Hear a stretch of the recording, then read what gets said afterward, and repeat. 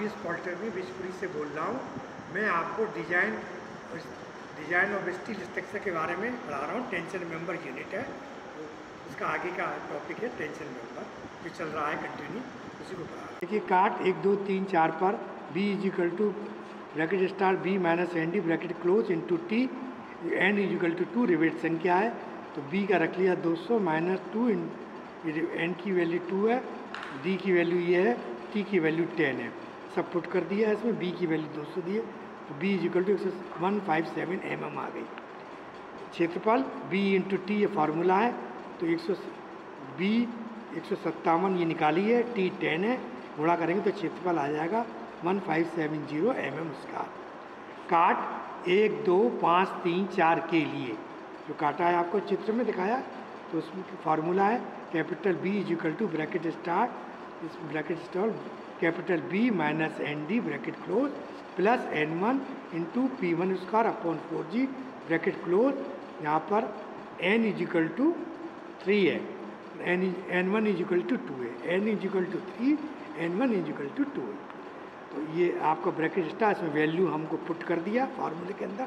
200 minus n 3 है, d 21.5 है, आपको ग्रोस दिया, और bracket close n1 is equal to 2 यहाँ से पुट कर दिया, p1 आपका 50 into 50 4g 4 into 60 steel table से लेने के बाद जी से, तो is equal to 20 minus 64.5 plus 20.83, ये आंसर आएगा capital B is equal to 156.33 156.33। शुद्ध क्षेत्रफल हो गया 156.3 इंटू 10, टी का गुणा हो जाता है, इसमें बी इंटू टी होता है शुद्ध क्षेत्रफल, तो ये आ गया आपका गुणा करने पर 1563.3 जो न्यूनतम है। अतः समर्थ हो गई, इसमें गुणा कर देते हैं एफ टी का 150 का, तो ये आ जाएगी 234495 newton answer, that is the answer. ये आपका न्यूमेरिकल का आंसर खत्म हो जाता है। अब मैं आपको नेक्स्ट पढ़ा रहा हूँ, अगर इस तरह की कंडीशन हो तो ये देखिए स्वर्ण गजेट प्लेट के साथ एक टांग संबंध है, ये गजेट प्लेट है, इसमें एक टांग इससे लगी हुई है, that is the gazette plate, और ये इसकी एंगल की टांग है, ये इससे सटी हुई है। अगर ऐसी कंडीशन हो तो क्या होगा, single angle one leg connected to gusset plate, तो शुद्ध क्षेत्रफल ये फार्मूला है a capital A1 plus A2 into K, capital K is equal to है 3A1 upon 3A1 plus A2, capital A1 is equal to है bracket start capital L1 minus D minus T by 2 bracket close into T, A2 is equal to है bracket start L2 minus T by 2 bracket close into T.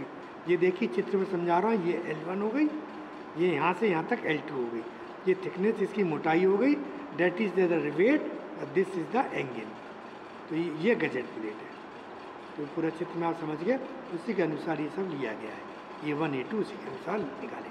इसी प्रकार welding द्वारा capital A1, welding द्वारा देखिए capital A1 is equal to bracket start L1 minus T by 2 bracket close into T, और A2 is equal to, ये A1 है और ये A2 का formula, A2 is equal to bracket start capital L2 minus T by 2 bracket close into T. यानी gazette condition क्या है, gazette plate के दोनों ओर जुड़े कोणीय खंड, ये गजेट प्लेट है, ये एंगल है, तो ये कोणीय खंड है, यानी दोनों ओर ये रिवेट है, ये आपकी रिवेट है, ये दोनों ओर उसके कोणीय खंड जुड़े हुए हैं।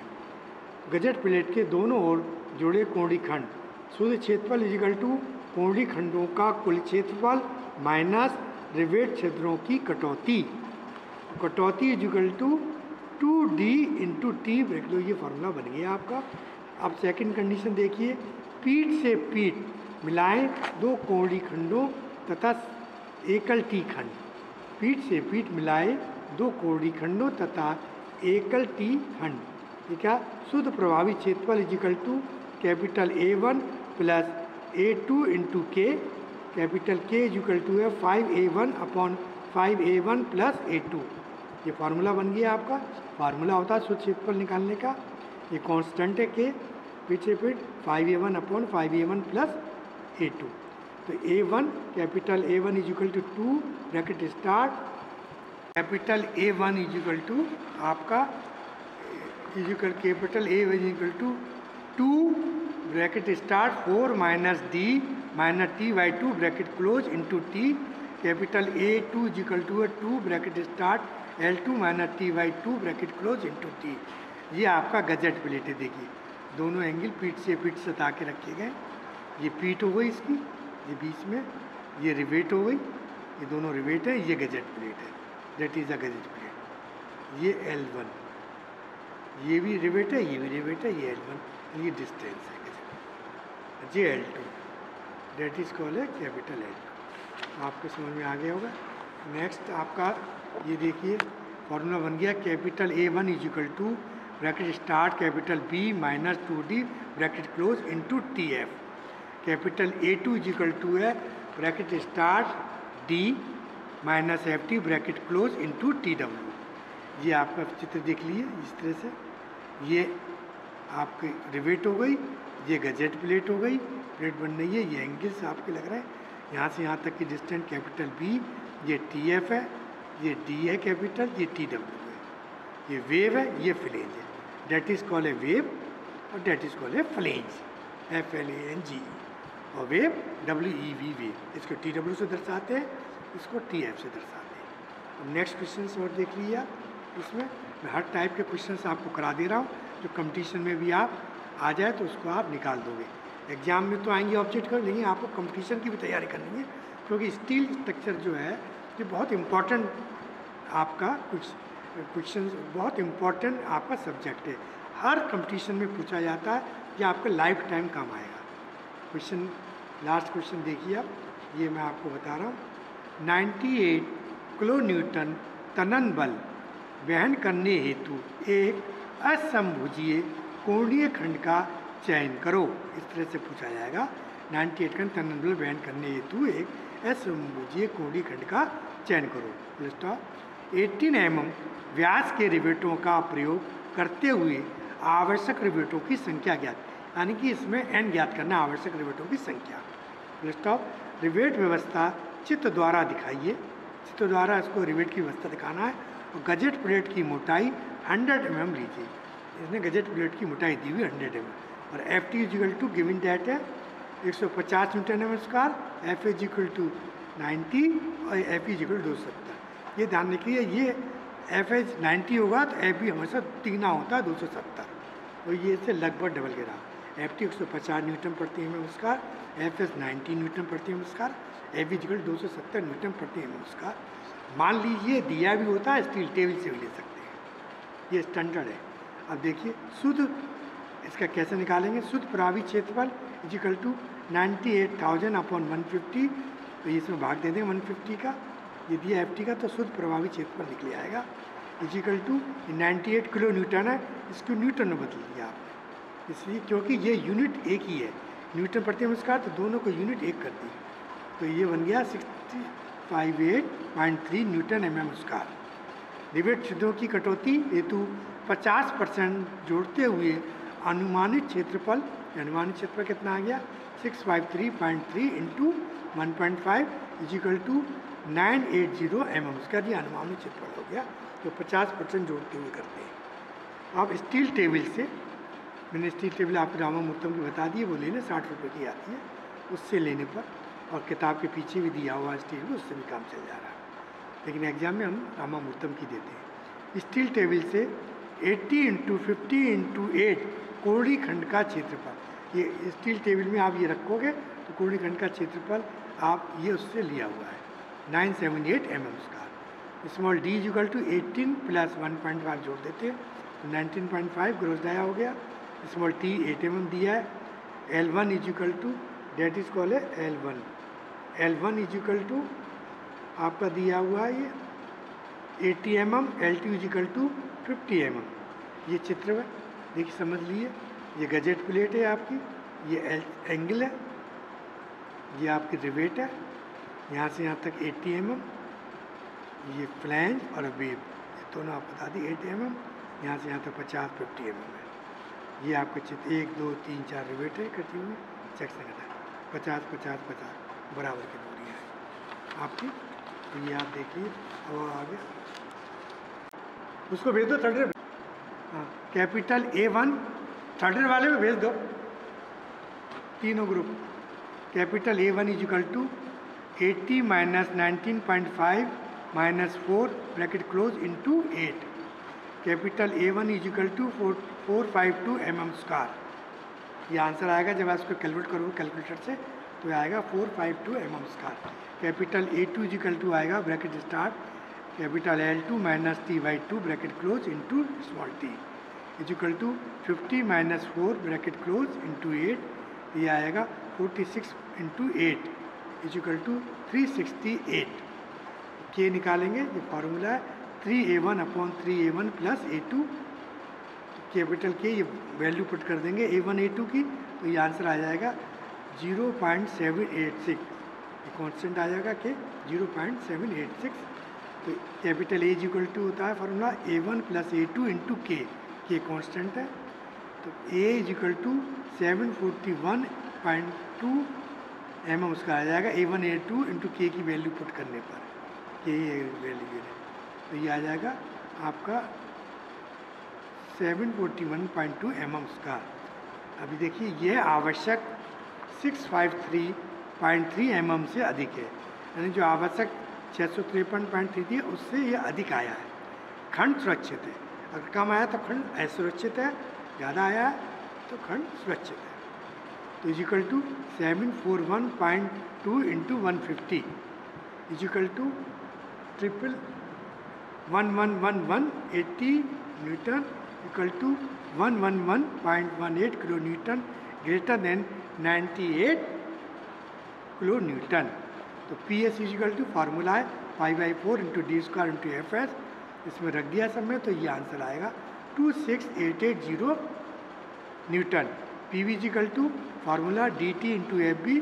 डी की वैल्यू रख दी, टी की रख दी, FB की रख दी, दिस इज आंसर आ जाएगा 42120। Capital R is equal to 26.88 kilo newton. And ये फार्मूला है रिवेटों की संख्या ज्ञात करने के लिए, F upon R equal to F 98 है, R आपका ये आया हुआ है 26.88। तो आप जब इसको डिवाइड करोगे तो ये आएगा 3.64, यानी 3 से अधिक है, 3.5 से तो 4। तो रिवेटों की संख्या राउंड फिगर में होती है, इसलिए इसको हम 4 रिवेट लेंगे अथवा से। तो N is equal to 4 rivet, this is the answer आ गया। स्टील टेबल से P is equal to 45 mm लेने पर तो न्यूनतम पिच जो निकालना है, ये formula equal to 2.5 into 18 is equal to आएगा 45 mm। अतः 50 mm रखा जाए, ये भी राउंड फिगर में रखते हैं तो 50 mm हम रखेंगे।